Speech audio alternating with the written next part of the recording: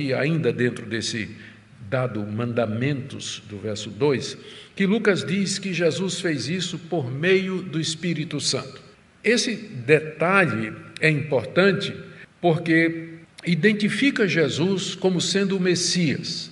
No Antigo Testamento, os profetas se referiram ao Messias como sendo alguém cheio do Espírito Santo. Era alguém sobre quem o Espírito do Senhor repousava e que, portanto, era alguém que iria derramar o Espírito Santo sobre o povo de Deus. Por exemplo, Isaías capítulo 11, verso 1 e 2, do tronco de Jessé sairá um rebento e das suas raízes brotará um renovo. Repousará sobre ele, está falando do Messias, repousará sobre ele o Espírito do Senhor, espírito de sabedoria, de entendimento, espírito de conselho e de fortaleza, o espírito de conhecimento e de temor do Senhor. Isaías diz claramente que da raiz de Jessé, Jessé é o pai de Davi, da descendência de Davi virá aquele sobre quem o Espírito do Senhor repousará. Está falando do Messias. O Messias seria cheio do Espírito Santo. Ou Isaías capítulo 61, verso 1, um versículo que o próprio Jesus cita e aplica a ele quando estava ensinando na sinagoga: o Espírito do Senhor Deus está sobre mim, porque o Senhor me ungiu para pregar boas novas aos pobres, enviou-me a curar os quebrantados de coração. Isso é uma passagem messiânica. O Messias aqui, falando através de Isaías, diz: o Espírito do Senhor está sobre mim. E mais tarde Jesus vai dizer: essa palavra se cumpre em mim, quando ele estava ensinando na sinagoga, o que deixou todo mundo furioso, não é? Os profetas também disseram que durante o reinado messiânico, o Espírito Santo seria derramado pelo Messias sobre o povo de Deus. Por exemplo, Isaías 4:4. Naquele tempo, está falando do tempo messiânico, do reino messiânico, os últimos tempos, o Senhor lavará a impureza das filhas de Sião, limpará Jerusalém de culpa do sangue que há no meio dela, com o espírito de justiça e com o espírito purificador. Ou Ezequiel 36, 26 a 27, eu lhes darei um coração novo e porei dentro de vocês um espírito novo. Tirarei de vocês o coração de pedra, lhes darei um coração de carne. Porei dentro de vocês o meu espírito e farei com que andem nos meus estatutos, guardem e observem os meus juízos. Especialmente essa parte aqui, quando Ezequiel diz: porei dentro de vocês o meu espírito. Está falando para a nação de Israel e está se referindo aos tempos futuros, aos tempos messiânicos. O Messias, que era cheio do Espírito Santo, ele era o portador, ele era o instrumento pelo qual Deus haveria de derramar seu espírito, como também o profeta Joel, numa passagem que vai ser citada por Pedro no capítulo 2, o profeta Joel disse: acontecerá depois disso que derramarei o meu espírito sobre toda a humanidade, até sobre os servos e sobre as servas derramarei o meu espírito naqueles dias. Joel 2, de 28 a 31. Eu poderia citar várias outras passagens dos profetas provando esses dois pontos. Primeiro, que o Messias seria cheio do Espírito, o Espírito do Senhor estaria sobre o Messias, e que durante o reinado messiânico, durante o tempo messiânico, o Espírito seria derramado sobre o povo de Deus, na verdade, sobre toda a humanidade, todos aqueles de entre a humanidade que se tornarem filhos de Deus mediante a fé em Jesus Cristo. A segunda coisa que eu queria destacar aqui, que Jesus fez durante esses 40 dias, é que ele apresentou muitas provas incontestáveis. Veja o verso 3. Depois de ter padecido, Jesus se apresentou vivo a seus apóstolos com muitas provas incontestáveis. Depois de ter padecido, ou seja, depois dele ter sofrido a traição de Judas, a negação de Pedro, o tribunal de Pilatos, a rejeição dos judeus, a crucificação e a morte.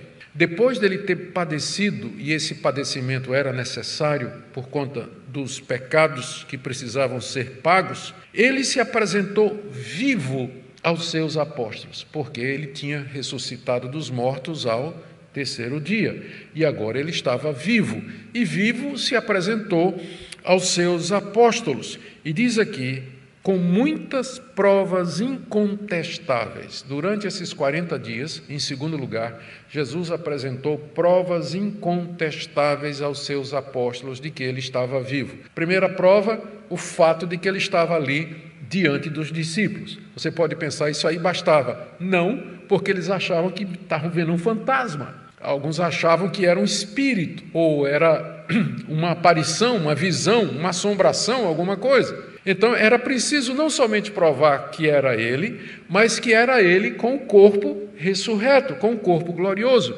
Aí o que é que Jesus fez? Jesus comeu com eles. Lucas narra isso no capítulo 24. Jesus perguntou: vocês têm alguma coisa para comer? Apresentaram peixe e mel e Jesus comeu com eles. Comeu com eles.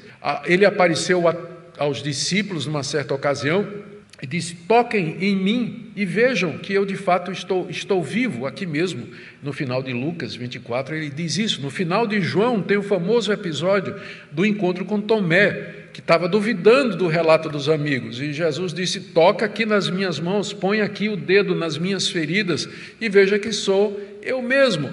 Então, o túmulo vazio, onde é que estava o corpo de Jesus? Durante 40 dias, Jesus persuadiu, convenceu os discípulos de que de fato era ele, que ele tinha ressuscitado dos mortos e que ele estava vivo com um corpo imortal e glorioso. Vocês podem até pensar assim: rapaz, bastava eu ter visto Jesus e eu já teria acreditado.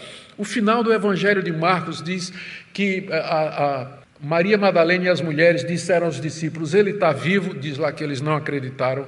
Depois diz que os discípulos no caminho de Emaús viram Jesus, contaram aos 12, eles não acreditaram, aos 11 eles não acreditaram. Finalmente Jesus apareceu para eles e Marcos diz: e eles também não acreditaram, porque mortos não surgem, eles não voltam. Então, a ressurreição é alguma coisa que é contrária à maneira da humanidade viver, é contrária ao que a gente sabe, o que a gente conhece. Morreu, não volta. A gente está acostumado com isso, a gente já enterrou gente que continua enterrada. O cemitério está cheio de gente que está lá do jeitinho que foi enterrada há milênios.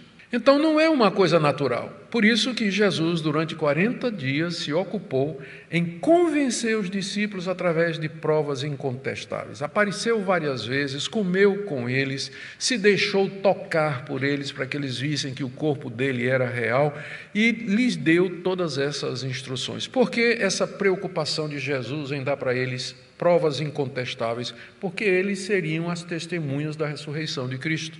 Porque eles seriam aqueles que Deus mandaria ao mundo para dizer: Cristo vive. O Cristo, o Jesus que foi morto em Jerusalém, rejeitado pelos judeus, condenado por Pilatos, crucificado pelos romanos, esse é o Filho de Deus. E ele está vivo. Nós somos testemunhas disso. Essa vai ser a base da pregação dos discípulos daqui para frente. Nós somos testemunhas da ressurreição de Cristo. Nós estivemos com Ele, nós comemos com Ele, nós tocamos nele. Como é que João começa o evangelho dele? Como é que João começa, a sua primeira carta? Aquele que era desde o princípio, aquele que nós vimos, aquele que nós tocamos, aquele que com quem nós conversamos, o Verbo se fez carne. Então, eles eram as testemunhas que Deus levantou. E por isso que foram eles que escreveram o Novo Testamento. E quando não foram eles, foi alguém próximo deles, autorizado por eles para fazer. O Novo Testamento é o registro escrito do testemunho apostólico. Por isso que Jesus gastou 40 dias apresentando provas incontestáveis. Eles iriam sofrer por isso, eles iriam morrer por isso. Portanto, era preciso que eles estivessem plenamente convencidos. E a pergunta é: nós estamos? Será que nós estamos de fato convencidos de que Jesus Cristo está vivo hoje, com o corpo da sua ressurreição? Nós estaríamos dispostos a morrer por isso? Estaríamos dispostos a perder alguma coisa por afirmar isso ou viver as implicações disso no dia a dia?